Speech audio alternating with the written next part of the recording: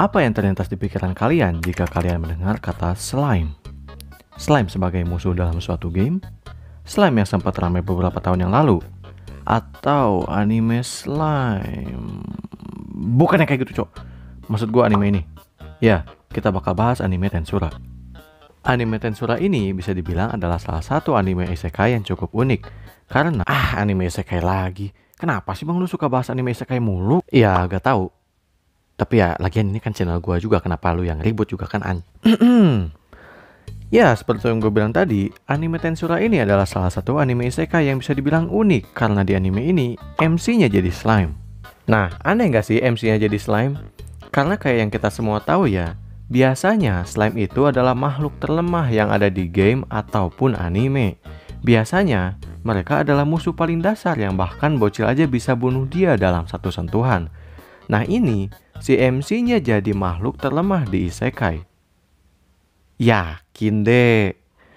Jadi sebelum kita bahas lebih jauh, mending kita bahas dulu tentang sinopsisnya.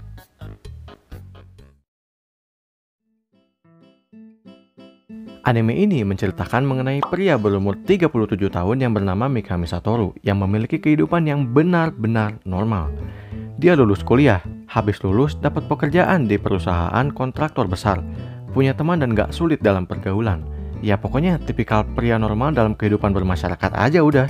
Beda kayak anime isekai lain yang biasanya latar belakang karakternya tuh antara gamers atau manusia nolep yang pokoknya menyedihkan deh gitu kehidupannya. Nah, Satoru di sini bisa masuk isekai karena dia ditusuk pas dia lagi ketemuan sama juniornya. Tapi pas masuk isekai bukannya dia jadi manusia, dia malah reinkarnasi jadi slime yang kita semua tahu. Slime itu makhluk yang sangat lemah. Beruntungnya, slime ini secara kebetulan ketemu sama naga yang bernama Veldora yang dikunci di gua keramat tersebut. Di sana mereka pun mulai berteman dan Veldora memberi nama slime itu Rimuru yang membuat slime itu semakin kuat sekarang. Nah, Rimuru ngasih nama Tempest. Jadi di sini terbentuklah dua sohib yang bernama Rimuru Tempest dan Veldora Tempest.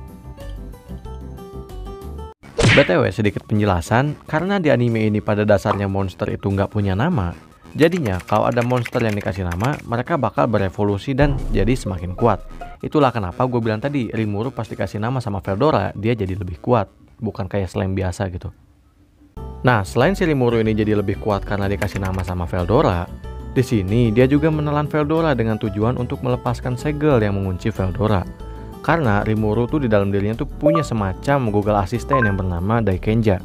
Nah, jadi bisa dibilang walaupun memang fisik dia slime, dia tetap aja OP kayak MC anime isekai pada umumnya. Nah, mari kita masuk ke ceritanya. Karena MC kita slime, udah pasti ceritanya bukan tentang MC yang jadi murid terbaik di Magic School-nya dan dapetin banyak harem. Tapi, Rimuru di sini masuknya ke fraksi monster. Ya, karena di monster nggak ada Magic School gitu, jadinya plot yang dibangun di sini adalah Rimuru yang ingin menggabungkan berbagai ras dalam suatu kerajaan atau negara dan menciptakan perdamaian untuk kenyamanan hidupnya. Jadi bisa dibilang ini tuh kayak Overlord tapi jauh lebih simple. Karena ya di sini juga ada permainan politik dan konspirasi gitu. Anime ini memiliki 2 season yang masing-masing punya 24 episode dan juga satu side story yang berjudul Tensura Nikki. Di season pertama dari Tensura, anime ini dijuluki sebagai anime fanservice karena berbagai desain karakter dan yang paling kelihatan fanservice-nya adalah mekanisme evolusi monster pada anime ini. Ini Goblin, dikasih nama jadi kayak begini. Lizardman yang dikasih nama, yang evolve cuma yang seger-seger doang. Di sana lah yang bikin orang-orang menjuluki anime ini sebagai anime fanservice. Nah, di season kedua, anime ini dapat julukan baru yaitu anime rapat. Karena pas animenya masih ongoing, berepisode-episode anime ini isinya tuh cuma rapat doang. Yang sebetulnya kalau dipikir-pikir ya cukup masuk akal juga, karena kan di sini Rimuru bekerja sama dengan kerajaan lain. Jadi, kalau Rimuru punya suatu rencana, pastinya bakal diadakan rapat dulu. Tapi ya di sini orang-orang tuh udah gregetan pengen lihat Rimuru ngebantai villainnya. Tapi pas akhirnya adegan gelut itu terjadi, cuma sebentar doang. Nah makanya yang paling gue suka dari anime ini adalah bagian Tensura Nikki-nya. Karena ya dari awal gue tuh suka sama anime slice of life. Makanya pas dirilis Tensura Nikki, gue bener-bener enjoy banget nontonnya. Dan di sini juga lah kita dikasih lihat desain karakter Rimuru yang jauh lebih imut dari sebelumnya. Dan di sanalah juga gue jatuh hati sama si Rimuru sih. Nah, mangaka dari anime ini juga dibilang sebagai orang yang malas nulis cerita karena sistem Daikenja atau Google Assistant atau Jarvis, terserah memanggilnya apa. Tapi karena sistem tersebut, mangakanya dibilang malas nulis cerita. Kenapa? Karena dengan adanya Daikenja tadi, Rimuru nggak perlu mencari tahu tentang misteri yang ada di dunia ini.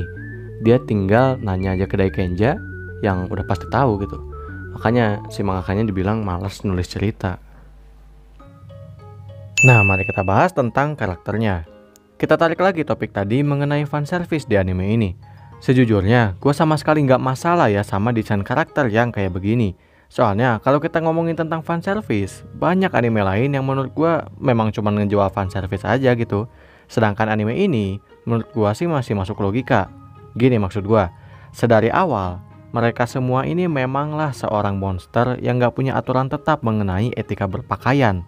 Soalnya, kalau kalian lihat manusia yang ada di anime ini, mereka berpakaian biasa aja karena memang manusia itu memiliki etika berpakaian.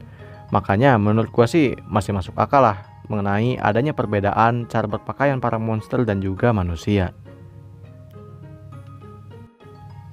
Nah, mari kita bahas tentang MC-nya.